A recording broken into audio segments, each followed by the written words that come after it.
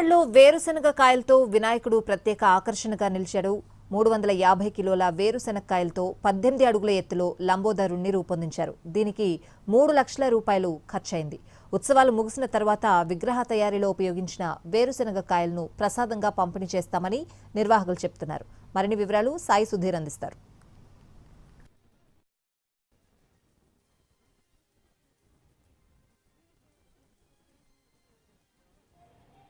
వినాయక చవితి వచ్చిందంటే వాడవాడలా వినాయకుడిని పూజిస్తారు. అదేవిధంగా కాకినాడలో కూడా ప్రతి ఏరియాలో కూడా వినాయకుడిని పూజిస్తారు. అయితే కొంతమంది ప్రత్యేకంగా అంటే పర్యావరణానికి కాలుష్యం కాకుండా ప్రత్యేకంగా ప్రతి సంవత్సరం కూడా అప్డేట్ అవుతూ ఉంటూ కొత్తగా వినాయకుడిని తయారు చేస్తున్నారు. ప్రస్తుతం మనం చూసుకోవచ్చు, దాదాపు మొత్తం వేరుశనగకాయలతోనే వినాయకుడిని తయారు చేశారు.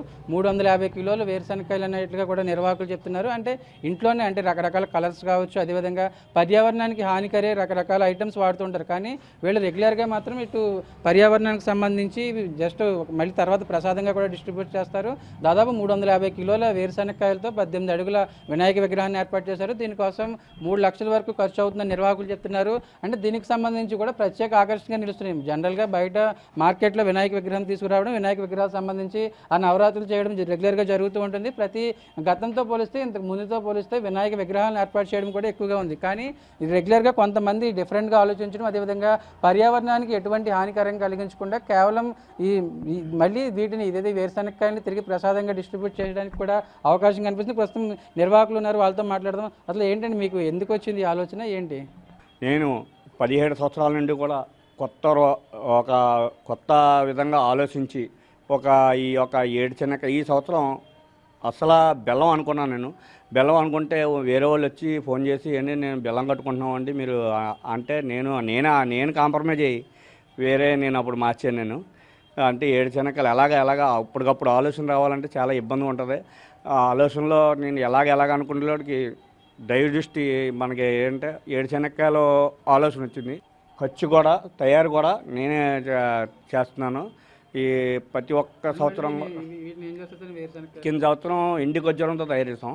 ఆ ఎండి ఖర్జూరం ఏం చేసామంటే ముందు ప్రసాదం కింద ఇంతని ఒక రేటు పెట్టి అందరికీ ఇచ్చాం.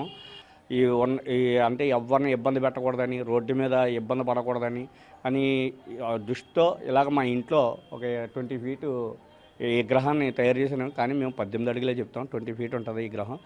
ఈ ఒక విగ్రహానికి ఖర్చు ఒక 3,50,000 దాకా ఖర్చు అయ్యి ఉంటుంది. నేను ఈ ప్రతి ఒక్కరి దగ్గరికి కానీ వెళ్ళి సందా కానీ ఏమీ తీసుకోను. ప్రతి సంవత్సరం అప్పు చేస్తాను. నా ఉన్నంతలో నేను చేసుకుంటాను. అలాగే నా ఫ్యామిలీ, నా భార్య, నా పిల్లలు కష్టపడతారు. కింద సంవత్సరం ఆ ఖర్జూరాన్ని ప్రసాదం తయారు చేసి అన్నదానంలో పెట్టాం. ఈ సంవత్సరం కూడా కొత్త రూపంగా ఏదైనా ఆలోచనదారనే ఆలోచనలోనే ఉన్నాను నేను. అంటే అన్నదానానికి దాంట్లోకి అందరినీ చాలామంది అడుగుతున్నాను, ఎవరే ఇది ఎలా పెడితే బాగుంటుందని. ఏడుశనగకాయలతో స్వీట్ ఏదైనా తయారు చేద్దాం అంకులని మా అబ్బాయి ఫ్రెండ్స్ వాళ్ళు చెప్పారు. మీకేమనిపిస్తుంది? పర్యావరణానికి సంబంధించి బయట చూస్తారు చాలా ప్లాస్టర్ ఆఫ్ పారిస్ విగ్రహాలు, ఈ విగ్రహాన్ని చూస్తుంటే ఏమనిపిస్తుంది? ప్లాస్టర్ ఆఫ్ ప్యారిస్తో కాకుండా ఇలాగ వివిధ రూపాలతో అలంకరిస్తే ప్రతి ఒక్కరు దాని కళాకారు రూపాన్ని కూడా బయటపడుతుంది. నెక్స్ట్ యూత్కి ఇన్స్పిరేషన్గా ఉంటుంది. ఇలాగ చాలామంది కూడా తయారు చేయాలని కోరుకుంటున్నాను. మట్టి విగ్రహాలను పూజించడమే కాకుండా ఇలా విగ్రహాలను తయారు చేస్తే ప్రతి యూత్ కూడా కళాకారుడిగా మారతాడు. ఇప్పుడు మనకి జాబ్లెస్ అనేది జరుగుతుంది. ఇలాంటి వాటితో కూడా యూత్కి జాబ్ ఇవ్వచ్చని నా ఒపీనియన్. ఇది చూసుకోవచ్చు, మొత్తం దాదాపు 350 కిలోల వేరుశనగకాయలు అయ్యాయని నిర్వాహకులు చెప్తున్నారు. దానికి సంబంధించి తాను ఓన్గా ఖర్చు పెట్టారు. 3 లక్షలకు పైగానే ఖర్చు అయింది. దాదాపు ఇది 18 ఫీటు. పైనుంచి చూస్తే మనం స్టార్టింగ్ నుంచి ఈ విగ్రహం చివరి వరకు కూడా అన్ని వేరుశనగకాయలు, అదేవిధంగా న్యాచురల్గా అంటే పర్యావరణానికి ఎటువంటి ఇబ్బంది లేని పదార్థాలు, అదేవిధంగా ఐటమ్స్ వాడి ఈ విగ్రహాన్ని తయారు చేసినట్లుగా నిర్వాహకులు చెప్తున్నారు. అంటే మొత్తం దీనికి సంబంధించి 18 అడుగుల వినాయక విగ్రహం పూజలు అందుకోవడానికి సిద్ధమైంది. గత ఏడాది కూడా ఇదే విధంగా తయారు చేసిన విగ్రహాన్ని దాన్ని ప్రసాదంగా ఉపయోగించండి. ఈసారి కూడా వేరుశనగకాయలని ప్రసాదంగా ఉపయోగించి తిరిగి అది పర్యావరణానికి ఎటువంటి కాలుష్యం కాకుండా